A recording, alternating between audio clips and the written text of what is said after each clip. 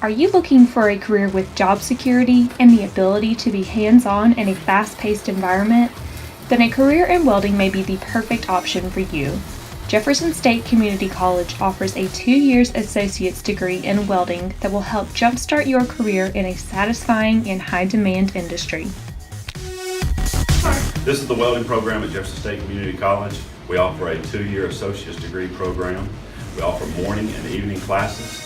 Career opportunities are automotive, shipyard work, structural steel, military, and working on the pipeline. While some welders choose to learn the trade on the job, many employers prefer candidates with formal training. Larger companies often look to those with associate's degrees for upper management positions, such as supervisors, welding inspectors, and quality control personnel. Take student Philip Begnaud, for instance. With years of experience, he chose to go back to school to expand his welding career opportunities. My name's Philip. I've been in the welding industry for going on 11 years. I did X-ray, and I come over here to Jefferson State to get my associate's degree in welding program here with Danny Taylor, and to further my education, and plan on getting my CWI as soon as I graduate next year.